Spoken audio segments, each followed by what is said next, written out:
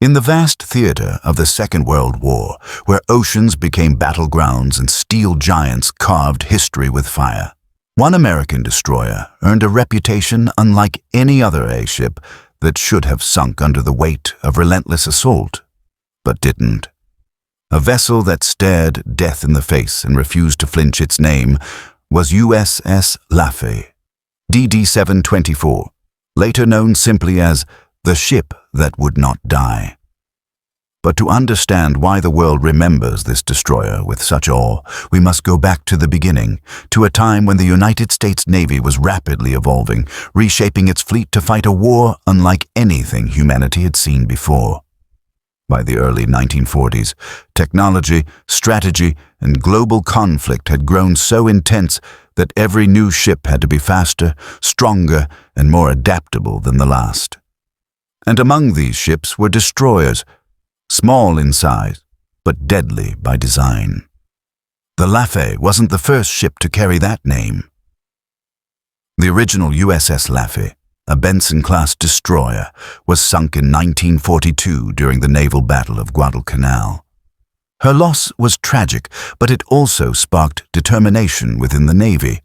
A new Laffey would rise, stronger than before.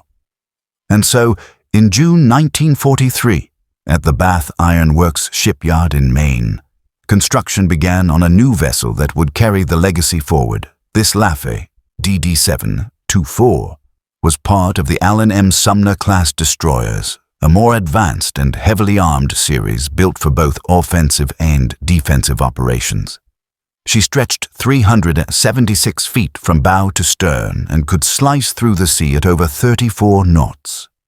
Her firepower included twin 5-inch guns, 40mm and 20mm anti-aircraft cannons, torpedo tubes, depth charges, and advanced radar systems. She was designed to hunt submarines, defend carriers, escort battleships, and stand up to aerial attacks. In other words, she was built for war. Commissioned in February 1944. The Laffey's crew consisted of more than 300 sailors, young men from across America, trained to operate every inch of the ship with discipline and courage. As she set out into the Atlantic, then to the beaches of Normandy, and finally towards the brutal Pacific theater, the crew didn't know that fate had something extraordinary in store for them, something that would test every ounce of skill and bravery they possessed. Before facing the Kamikaze onslaught that would define her legacy, Laffey participated in some of the most critical operations of the war. In June 1944, she supported the D-Day landings at Normandy, firing relentlessly at German positions to protect Allied troops storming the beaches.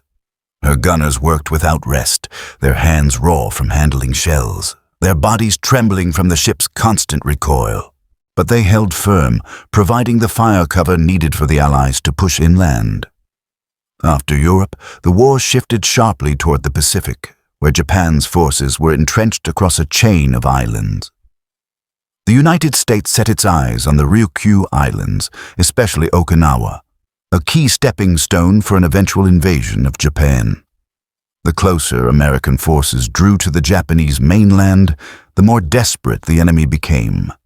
And with desperation came a terrifying new weapon, the Kamikaze. These were not ordinary pilots.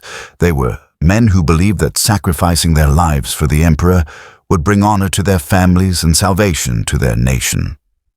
They trained specifically to crash their aircraft, loaded with bombs, directly into American warships. It was a form of warfare designed to break morale and overwhelm defenses through sheer numbers.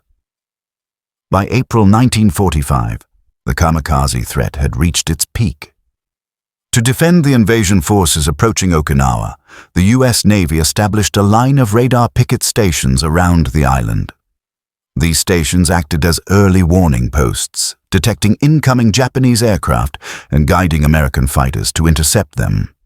Being assigned to a radar picket station meant isolation, danger, and the constant risk of sudden attack. It was the deadliest duty a destroyer could receive, and that is where the USS Laffey was sent. On the morning of April 16, 1945, The Laffey took her position at Radar Picket Station Number 1, just north of Okinawa. The sea was calm, the sky painted in soft morning colors, but underneath the quiet surface, tension filled every corner of the ship.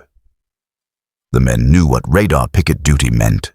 They knew the kamikazes could come at any moment, in any number.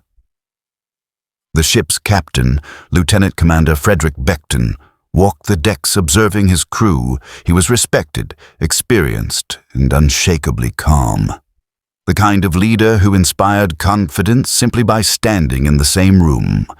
But even he understood the magnitude of the danger.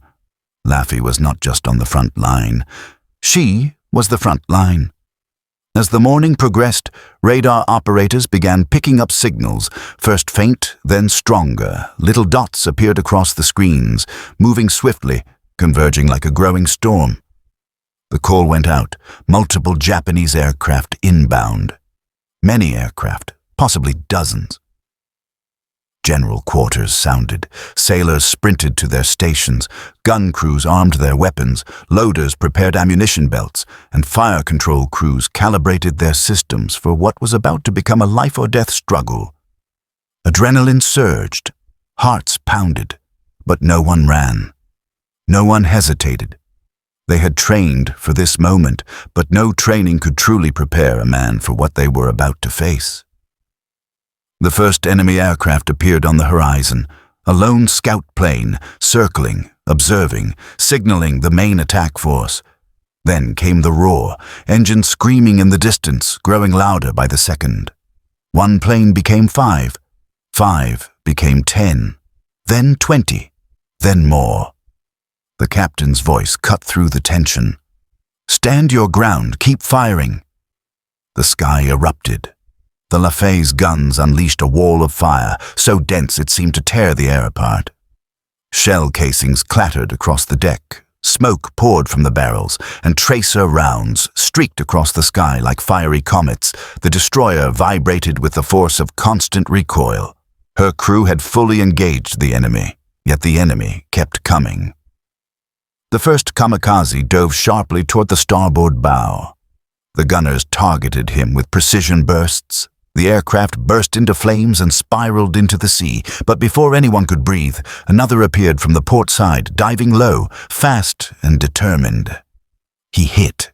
The impact tore through the deck, sending shrapnel flying in all directions. Fire erupted instantly. Men were thrown off their feet. Smoke engulfed the area, but even as flames spread, the gunners kept firing, coughing through the thick haze, refusing to abandon their posts. Another plane came in seconds later, then another and another. Laffey was now fighting not just to complete her mission, but to survive, and the world was about to witness something no one could have imagined. The next wave of Japanese aircraft descended with terrifying precision. From every direction they came, high, low, from the clouds, skimming the waves, each pilot intent on turning his aircraft into a blazing missile of destruction. The Laffey's guns blazed with such intensity that the barrels glowed red. Tracer rounds stitched patterns across the sky, shattering wings, puncturing engines, and sending burning aircraft hurtling into the sea. But sheer numbers were beginning to overwhelm the ship. A twin-engine bomber roared directly toward the destroyer, releasing a bomb before attempting a suicide impact. The bomb smashed into the water near the stern, exploding with enough force to lift part of the ship from the sea. The shock waves slammed through the hull, rattling rivets and bending metal. Moments later, the damaged bomber banked hard and plunged straight toward the ship. Every gun on board opened fire. A hailstorm of steel ripped the aircraft apart, sending flaming debris splashing into the water. But even as it fell, 2 more planes slipped through the defensive fire. The first slammed into the port side 20mm gun mount, shredding the platform and throwing men across the deck. The second came in almost silently, nose down, its engine sputtering. It smashed into the aft section of the ship, erupting in a violent explosion that blew men off their feet and sent flames shooting skyward. Amid the chaos, sailors scrambled to contain fires, pull wounded shipmates to safety, and return their guns to action. Yet the Laffey refused to go down. Captain Beckton remained on the bridge, issuing calm commands despite the carnage unfolding around him. Smoke poured across the windows. Shrapnel rattled against the metal walls. The air was so hot it felt like fire itself was breathing. But Beckton stood firm, gripping the railing, shouting orders that cut through the storm of noise. "Keep firing! Don't let them through! Hold this line!" The men obeyed without question. They fired until their hands blistered and bled. They reloaded until their arms shook from exhaustion. They fought as if the ship's heartbeat depended on their every action, because it did. Another kamikaze dove from directly overhead, coming so fast the crew barely had seconds to react. He struck near the after torpedo mount with a deafening explosion. Flames erupted across the deck, spreading like a living creature hungry for more. Fuel ignited, ammunition cooked off, and shards of metal tore through the air like deadly knives. The Laffey's damage control teams raced into action, dragging hoses, closing hatches, and throwing themselves into the fire, literally trying to smother the inferno. With every blast, they were knocked back, but they rose again and again. They were determined to keep the ship afloat, no matter the cost. Above the burning deck, American fighter planes, Corsairs and Hellcats, finally arrived. Their engines roared as they dove into the swarm of Japanese attackers. Machine guns rattled. Aircraft exploded in mid-air. The Navy pilots fought desperately to relieve the pressure on the Laffey, but the kamikazes kept coming. One enemy pilot, flying low over the waves, made a final desperate run. Anti-aircraft fire tore into his wing, but he held his course, heading straight for the ship's bridge. He was seconds away from impact when an American fighter screamed down from the clouds, firing a stream of bullets that shredded the kamikaze's fuselage. The plane disintegrated, crashing into the sea so close that the explosion sprayed seawater and burning fuel across the Laffey's bow. But the danger was far from over. A Japanese Val dive bomber suddenly appeared from the starboard side, using the smoke from earlier crashes as cover. The crew spotted him. Lake guns swung toward him.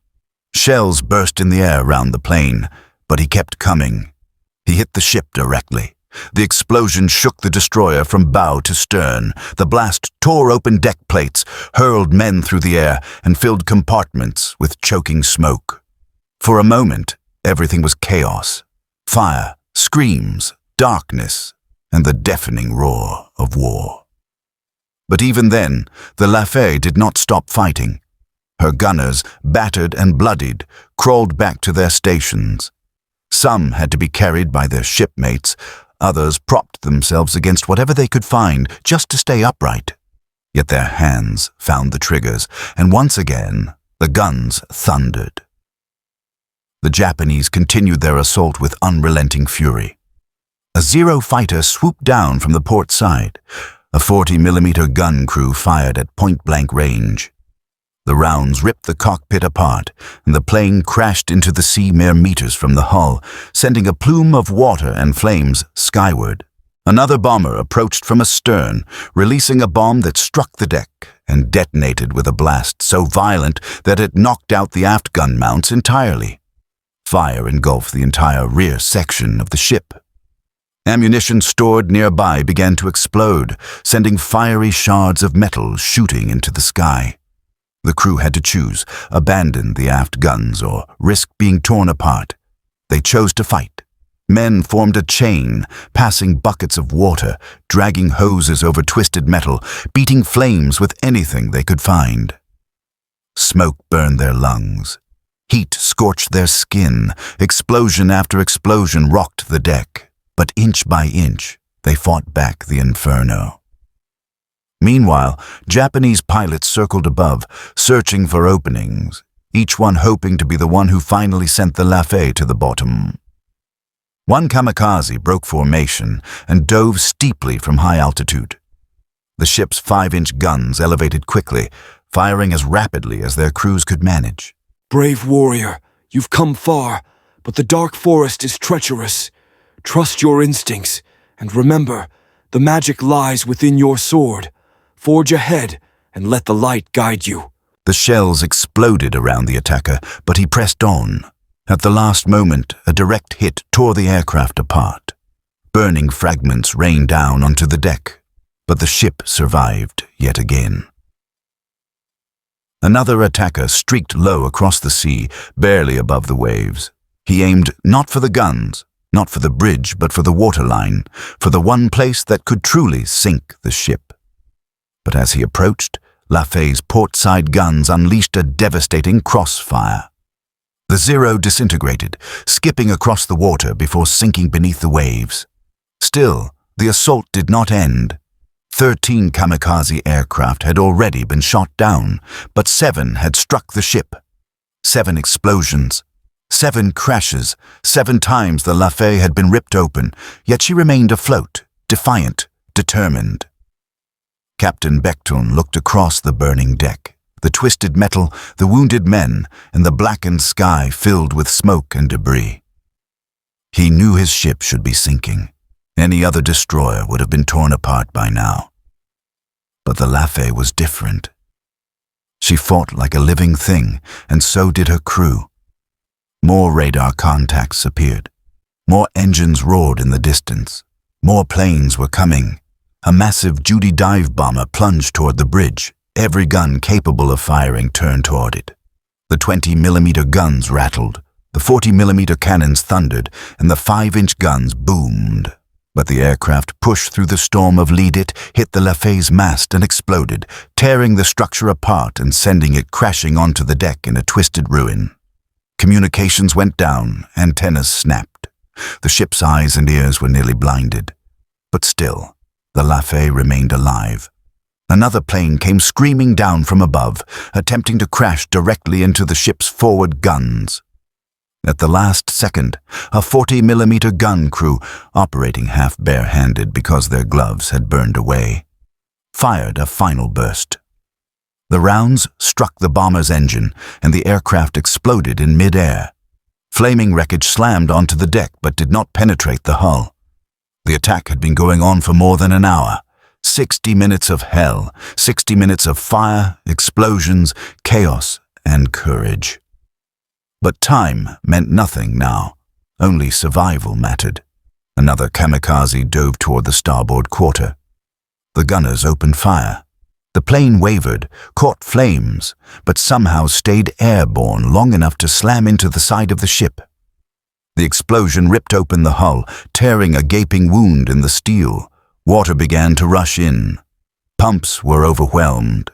Damage control teams raced below decks, sealing compartments, working desperately to prevent flooding. Above them, the battle raged on. A lone Japanese fighter, perhaps the last of his unit, turned toward the ship.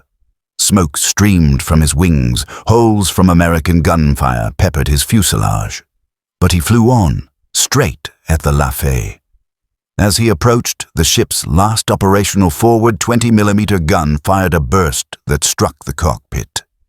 The pilot slumped. The plane climbed sharply, stalled, and then fell into the sea with a splash.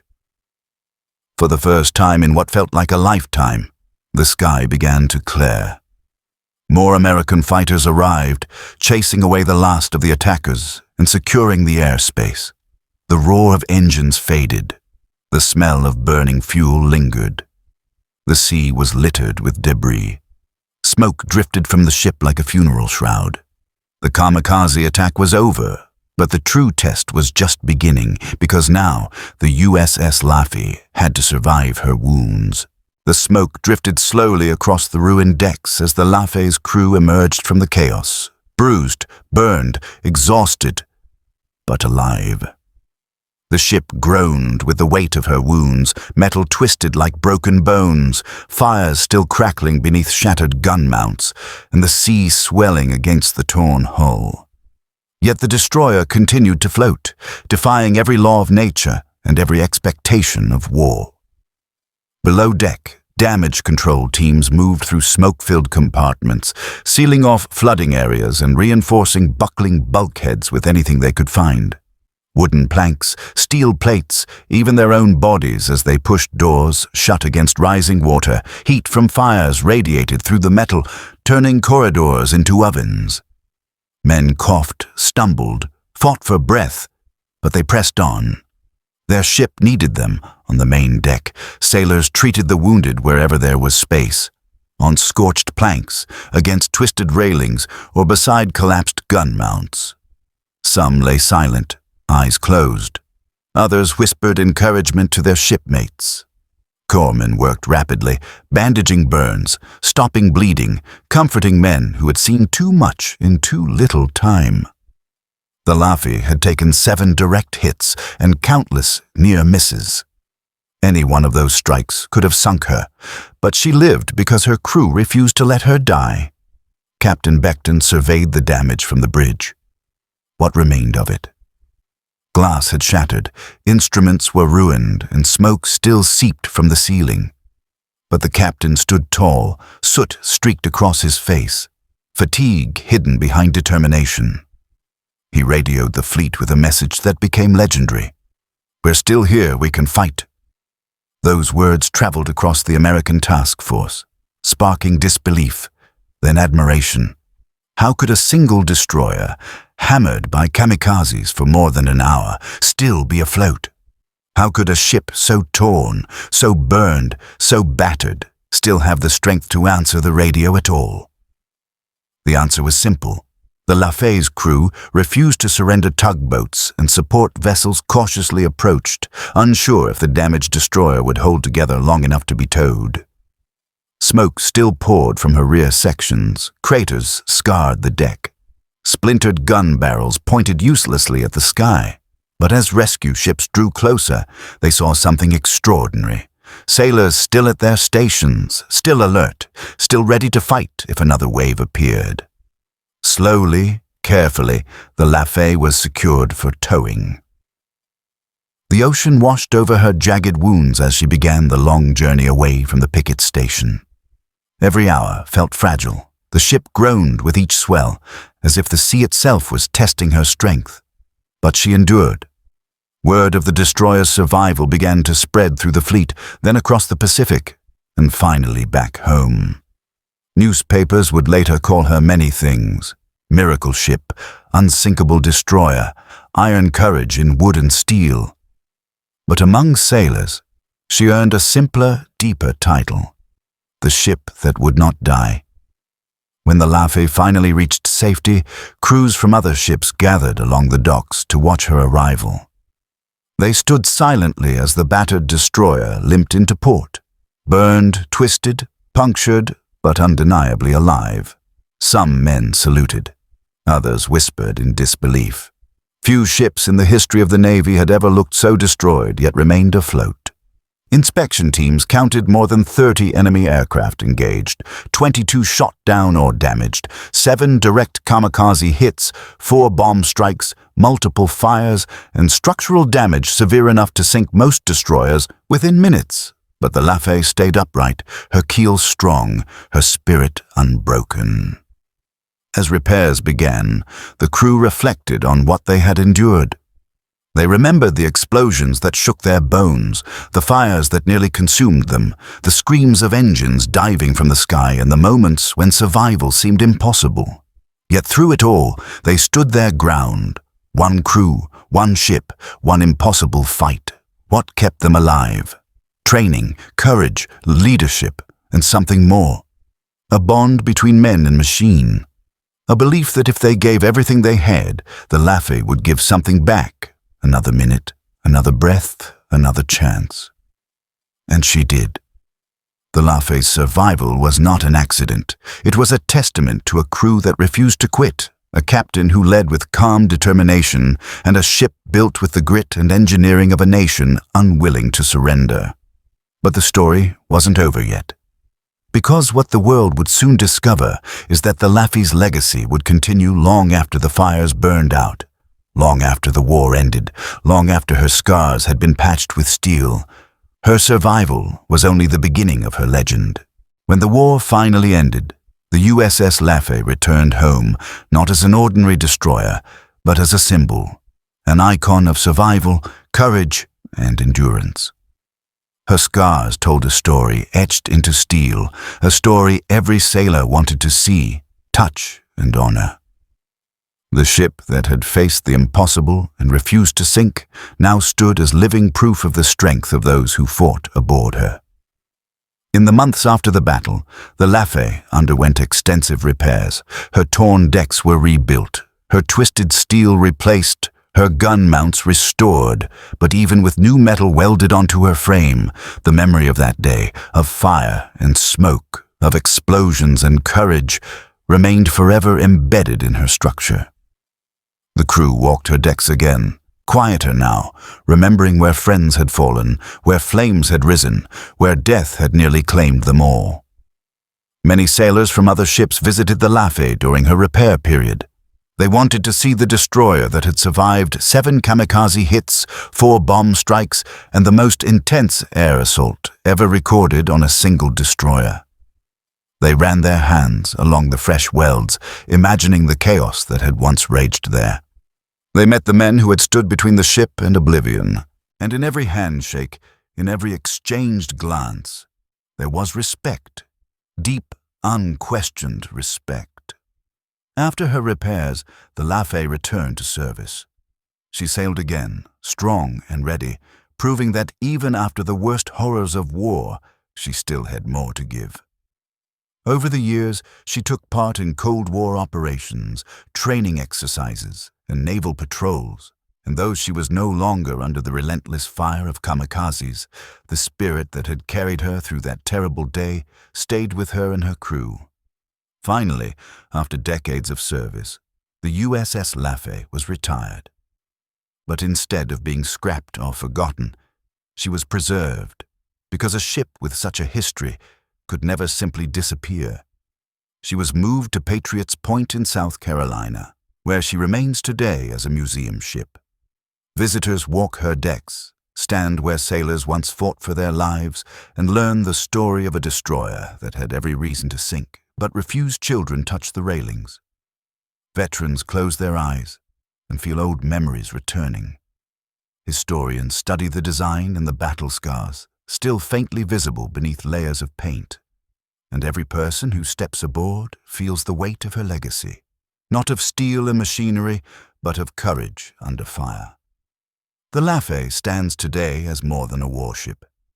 She is a reminder of what ordinary people can do in extraordinary circumstances. A reminder that bravery is not the absence of fear, but the refusal to surrender, that survival is not luck. It is will, and that sometimes, even when the world expects you to fall, you stand your ground and fight. The Japanese pilots who attacked her fought with their own tragic dedication. The American sailors who defended the Laffey fought with unwavering resolve, and between those two forces, between fire from the sky and fire from the sea, a legend was born today. As you walk her decks, you can almost hear the echo of guns, the roar of engines, the shouts of men fighting against impossible odds. The ocean is calm now, but the memory of that day lives on in every bolt, every plate, every rivet. The USS Laffey did not survive by chance. She survived because she was built strong, fought hard, and sailed with a crew who believed in each other. A ship that refused to die, even when death came at her from all directions. And so, her story lives on. Not just in museums or history books, but in the hearts of all who hear it. The story of a destroyer that faced the fury of war, and would not sink. The story of the USS Laffey, America's unsinkable ship.